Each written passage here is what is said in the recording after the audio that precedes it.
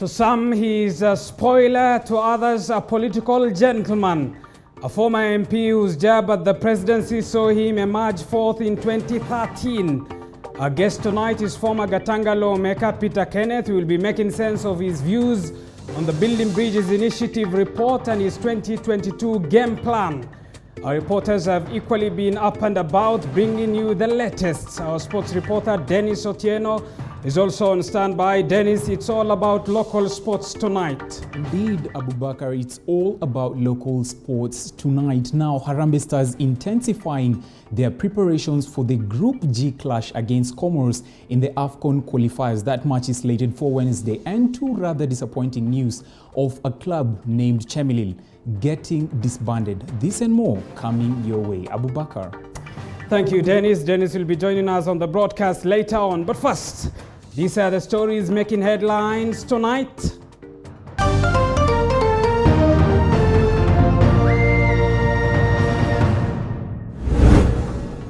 Tonight, President Uhuru Kenyatta and ODM leader Raila Odinga skip governors' meeting in Naivasha as county bosses push for term limit to be removed. Also tonight, education stakeholders and government in a race to save the 2020 academic year as fear of learners repeating classes increases.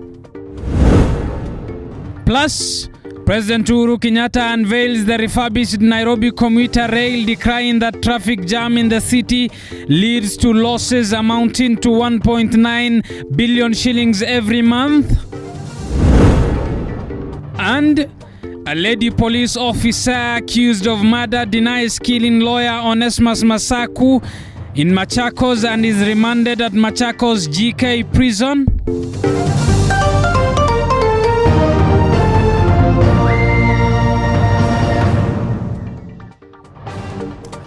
Tonight of all nights, Anne Wairimu is our sign language interpreter. TV47 News Tonight with me, Abubakar Abdullahi, begins right now. Now, teachers may be required to teach during holidays and weekends to help save time lost on the 2020 school calendar as a result of the COVID-19. This is a recommendation suggested by the Kenya Union of Post-Primary Education Teachers, KUPPET, which will be presented to the task force looking into the saving the school calendar, which will enable all learners to transition to the next class. Our Education Affairs reporter Sharon Baranga looks at some of the suggestions on the table. I am standing. All right, Teacher Sylvia says, touch your head, touch your head. A number of learners who are yet to report to school are scared of being forced to repeat a class after losing time on the 2020 school calendar for almost a year. Who is going to try and read for us number 4? But there is some hope. The government is currently working on a plan to save the time lost. It is true, but it is premature. It's a process that is ongoing. When we are ready, you know, we really have to go and sit down and crack the nuts.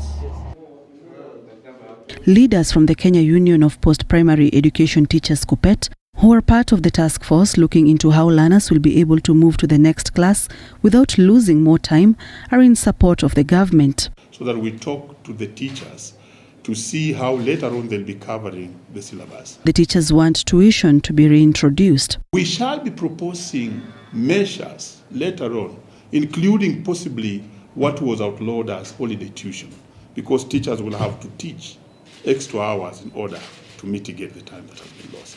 Thank you. Other options on the table to recover the lost school year are reducing subject content and focus on key topics, consolidate term 1 and 2 work for the next class and transition all learners, reduce holidays and teach during the weekends, review class timetables and start lessons early, and increase school hours so learners report early and leave late. However, teachers want the learners in school to continue with classes as there is a worry of contracting and spreading the COVID-19 virus if permitted to go home. Schools were closed indefinitely in March after the first case of COVID-19 infection was announced in the country. Sharon Baranga, TV47. Elsewhere, police have intensified crackdowns on those flouting COVID-19 regulations in various parts of the country. Meanwhile, bars found open beyond the curfew hours have also been closed in the ongoing crackdown. And as Josh Onsare now reports, a section of bar owners and operators are accusing police officers of excessive force while implementing the regulations.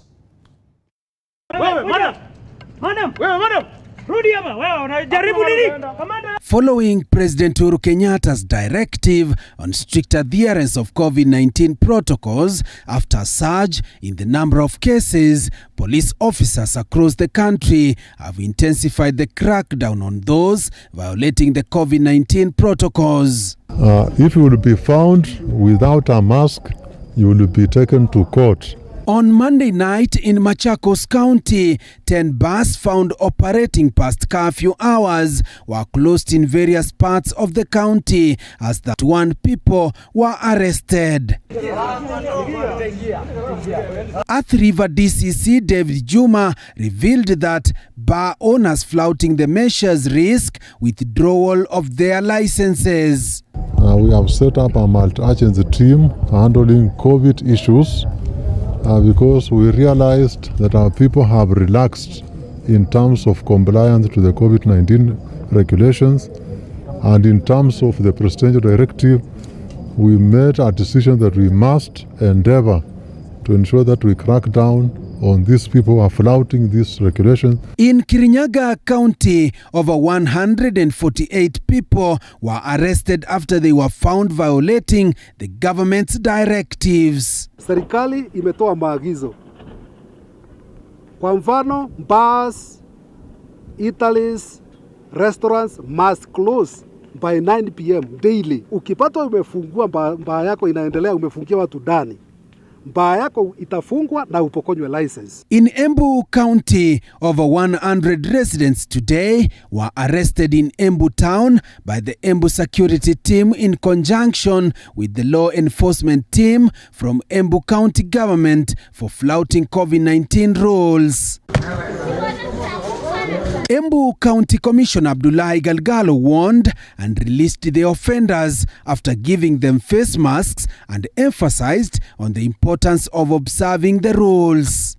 Tunawasihi vaeni mask. Hii ni afya yenu, mutakufa mkicheza. Social distance mu maintain.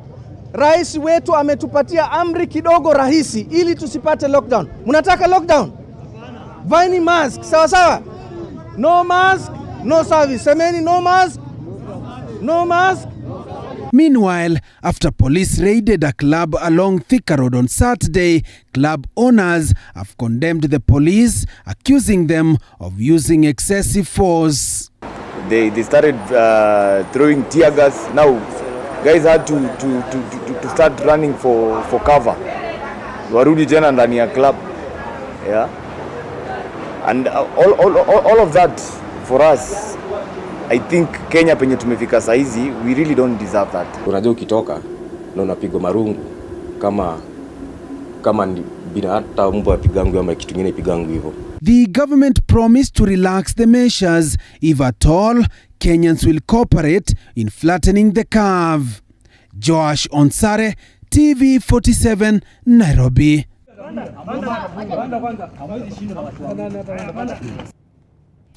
Now, Kenya has today recorded 24 COVID-19 deaths, the highest number of deaths recorded in a period of 24 hours. This even as Kenyans continue to flout COVID-19 rules in the wake of a second wave of the virus in the country. Here is our health reporter, Zainab Mohammed. Just 1 month since the eruption of a second wave of COVID-19 infections in the country, Kenyans are knowingly flouting COVID-19 rules, many even doubting the reality of the virus. Mambo ya corona sioni kama ni ukweli vizuri. Sasa hakuna rafiki yangu nimesikia amegonjeka kama relative wangu. Mostly na interact na watu wengi na salimiana na watu wengi, but kitu kama hiyo sijaisikia. Na corona sizi sema iko ama haiko. Lakini sioni kama iko. Sana ni vile kama haiko.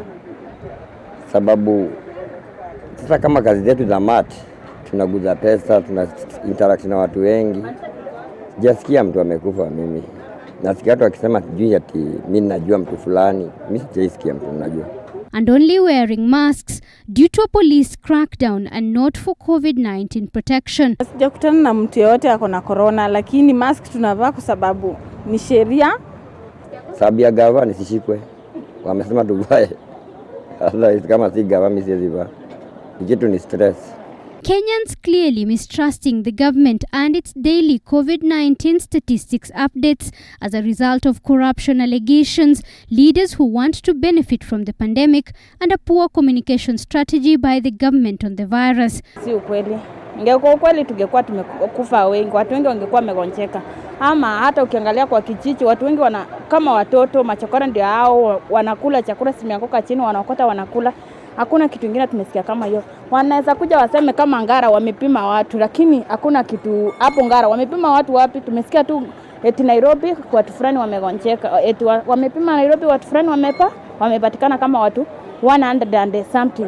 Nairobi hapo wamepima side gani? Hatujui wamepima side gani. Tunasikianga tu wamepima Nairobi imepatikana watu fulani, hatujui wamepatikana wapi. But as they continue to doubt the reality of the highly contagious and deadly virus, the high and the mighty in the society are coming out and openly admitting to having contracted the virus, some recovering while others succumbing to the disease. Among those who have contracted the virus and recovered, former MP for Sterehe, Bishop Margaret Wanjiru, journalist Jeff Koinange, Speaker of Machakos County Assembly Florence Mwangangi, Government Spokesperson Cyrus Oguna, Principal Secretary for Foreign Affairs Masharia Kamau, Pastor Robert Burale, and Getundu South MP Moses Kuria. Sadly, many others have succumbed to the virus, including Chief of Staff for Kakamega County Robert Asumbi, Orthopedic Surgeon Dr. Daniel Alushula, Security Personnel to Westlands MP Tim Wanyonyi, and brother to Senator Moses Wetangula, Tony Waswa Wetangula, famous actor Papa Shirandula, lawyer Nzamba Kitonga, former Changamwe MP Ramadan Saif Kajembe, Huruma Ward MCA Peter Chomba, Hell's Gate Ward MCA John Juguna, Goodrich Schools Director Gideon Chalo, gynecologist Dr. Doreen Adisa Lugaliki, and former Nairobi County Secretary Robert Ayisi. This even as the country records 24 COVID-19 deaths, the highest number of deaths recorded in a period of 24 hours. The total number of COVID-19 cases rising to 64,588 after 1,344 more people tested positive for the virus. 436 people have also recovered. Zainab Mohammed, TV47. Moving on, governors now want the two-term limit clause removed from the Constitution. In their proposal for the amendment in the BBI report, the county bosses who have been meeting in Naivasha for 2 days also want the Independent Electoral and Boundaries Commission, IEBC, devolved in the 47 counties. And as Elizabeth Mutuku now reports from Naivasha, governors also want to be allowed to pick running mates from either of the gender. After a 2 days retreat in Naivasha, governors are pushing for amendment to the BBI report to remove the term limit for governors. About 22 governors are already serving their second term, meaning they are not eligible for re-elections as governors in 2022.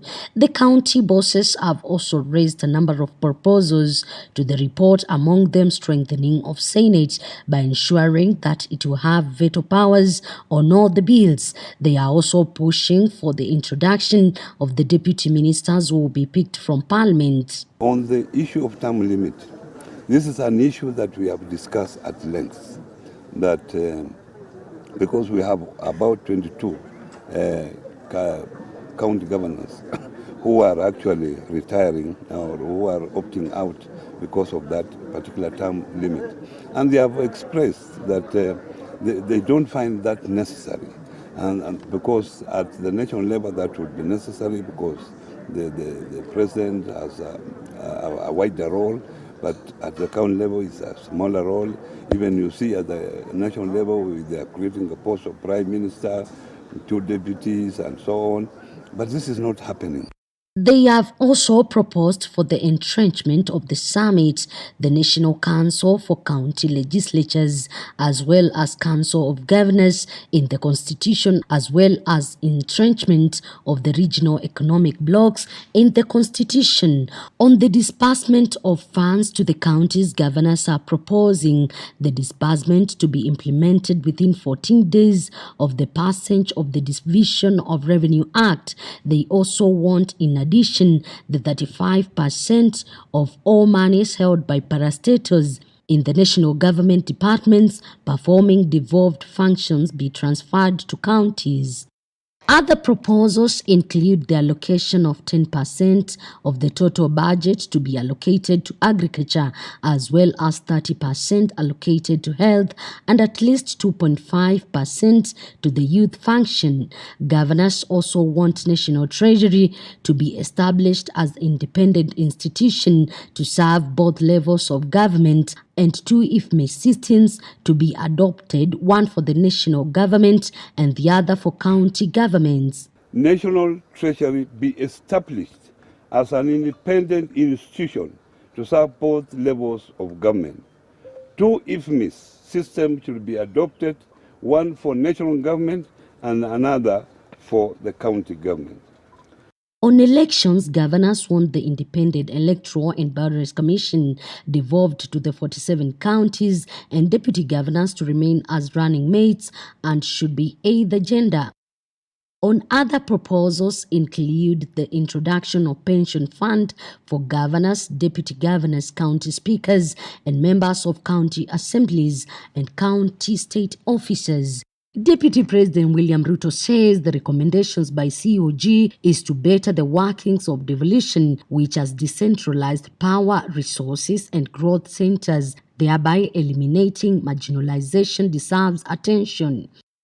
Despite of headlines from proponents of the BBI report, now more and more proposals are cropping up from various leaders, and now eyes are fixed on President Uhuru Kenyatta and ODM boss Raila Odinga to see whether the amendments will be carried on the BBI report. Elizabeth Mutuku, TV47 Naivasha, Nakuru County. Thank you, Elizabeth Mutuku, for that report. Now, the Kenya Union of Post-Primary Education Teachers, KUPPET, is demanding a public apology from Education CS George Magoha for allegedly insulting an education official in Uasin Gishu County, ordering him to step out of a meeting. Magoha has also been accused of ordering teachers to collect litter with their pupils in Uasin Gishu. Wrong. You are talking about the report. I'm talking about what is here on the Sir, you have noted. You have Can you step away from this meeting now? This video of Education Cabinet Secretary George Magoha allegedly insulting an education official went viral over the weekend, with most Kenyans as well as the Kenyan Union of Post-Primary Education Teachers KUPPET criticizing the act.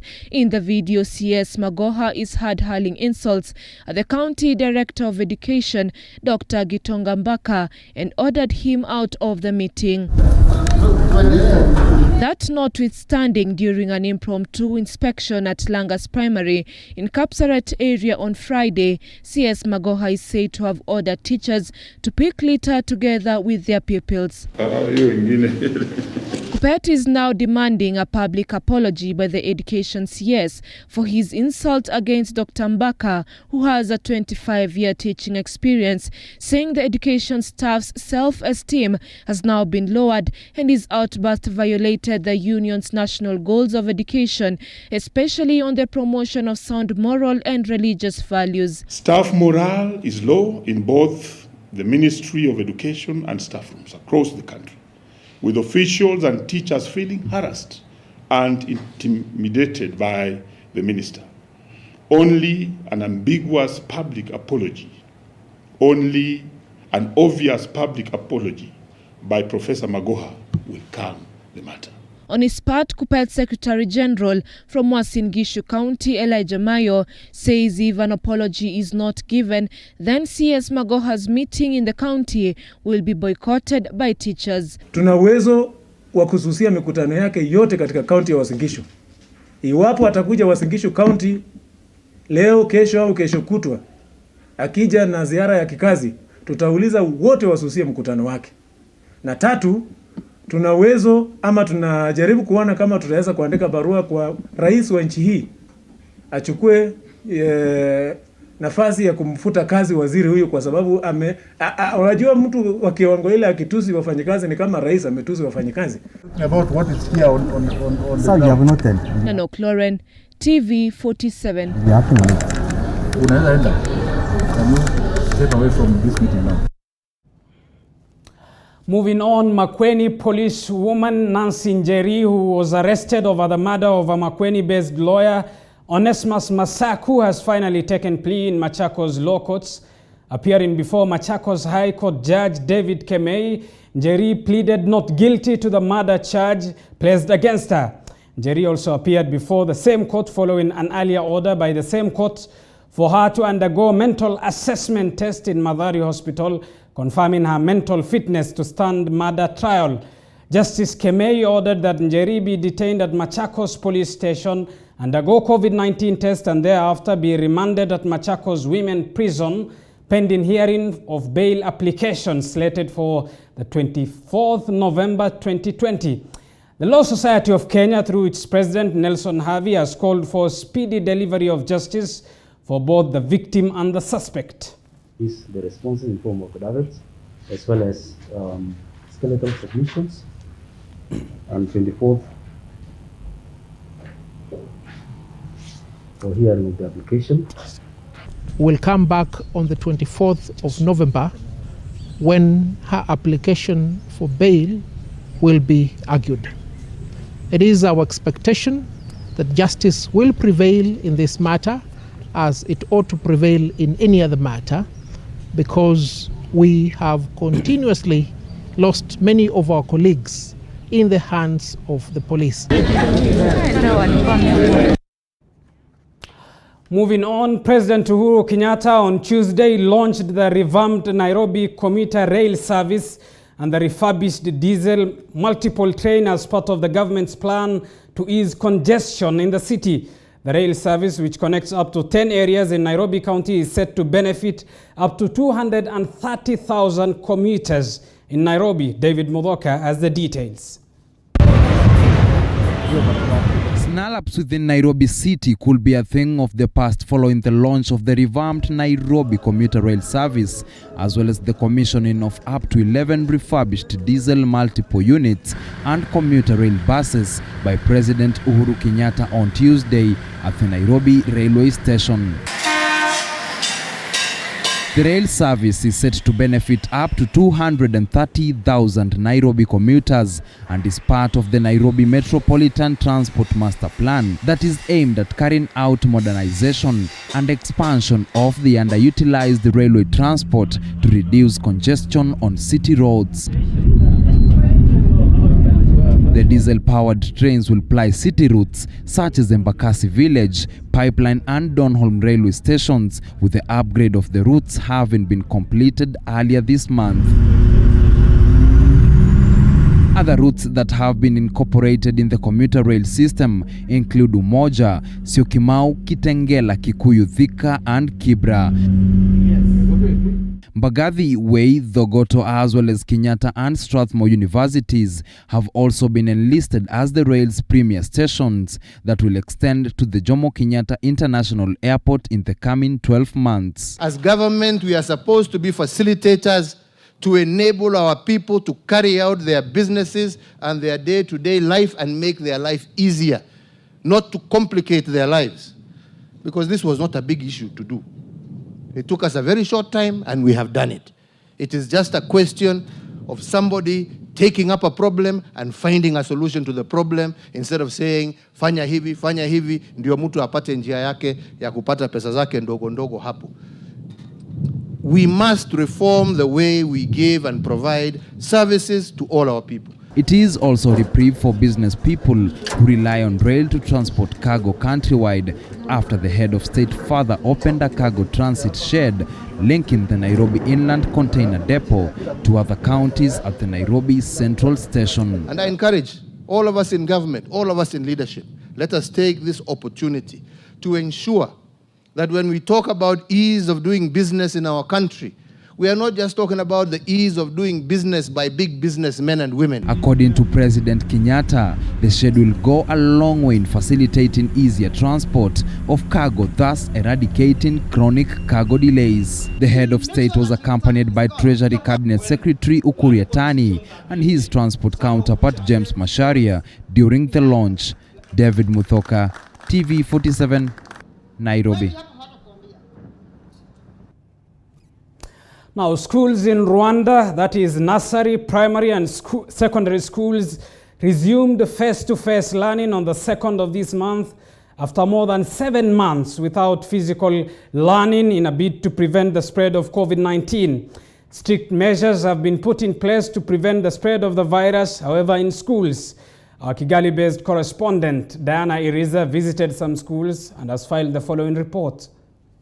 According to the recently released school calendar, students who resume studies on Monday are those in primary 5, 3 and 6, those in TVET and students in TTC. However, some international schools have also reopened doors for nursery and lower primary learners. TV47 visited some primary and secondary schools to see measures put in place and how learners are adhering. The steps and measures are taken, so I don't feel that at risk. But it still feels a bit strange after all the time we've spent at home. It's not that good, but it's also somehow good because we can't greet friends after all those months at home. We really missed each other. We're wearing this mask and sometimes it's hard to breathe and you have to speak loud enough. I'm happy that I have seen my friends again. Studying from online has been hard, like sometimes some people didn't have phones.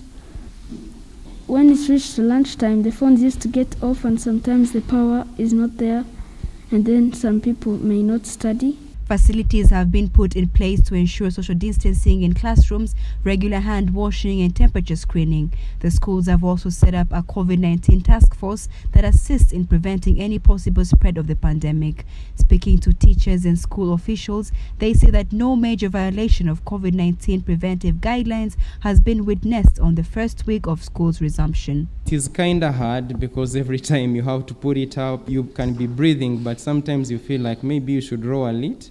But again, you have to think about how you should keep safe, because it can be better to prevent yourself other than going for treatment. So we have nothing to do. You have to put on your mask very well, and you can put it on from morning to evening.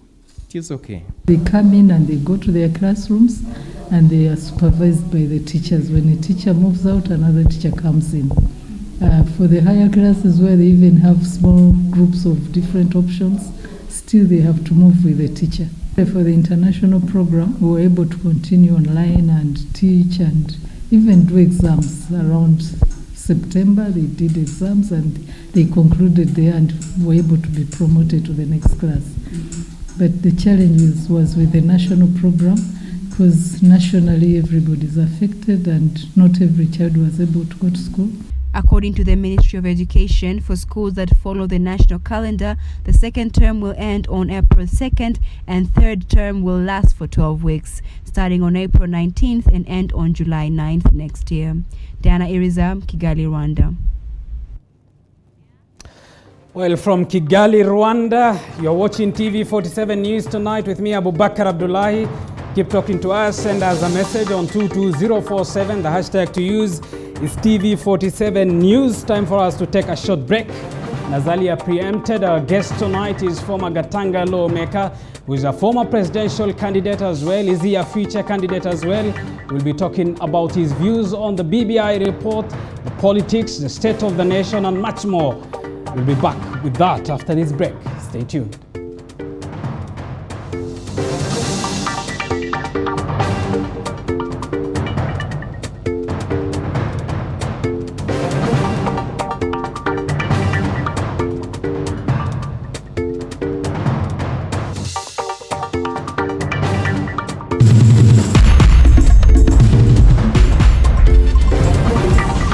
Life is a journey, And we all have ups and downs, highs and lows.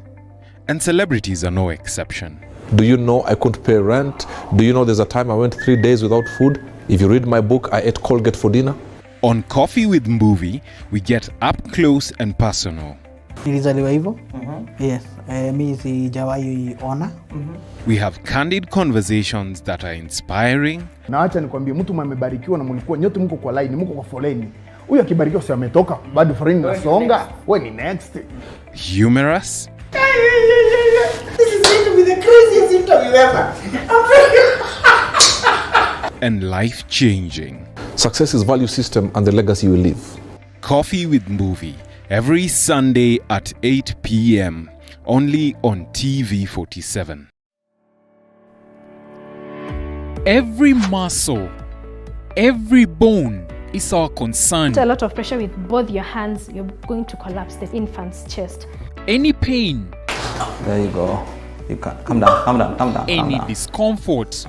We have just the right doctor. I'm a consultant breast surgeon.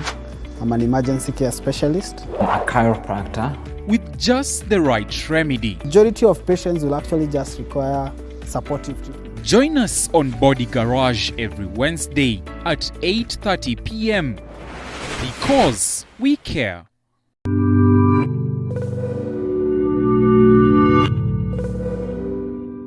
How do you like your meals?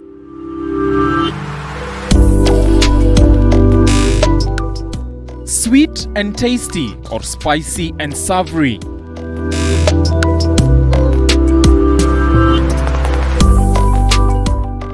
On the Throwdown, we bring you our chef of the day, who gives you ideas on how to make amazing meals from the comfort of your home.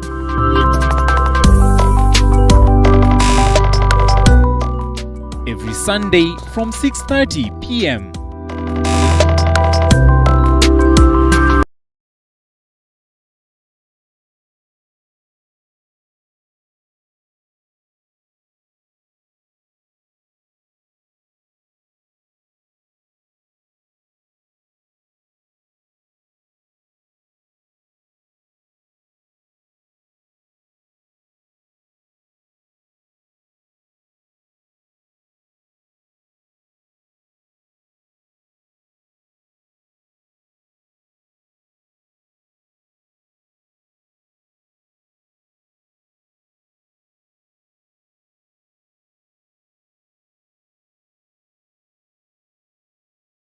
Your own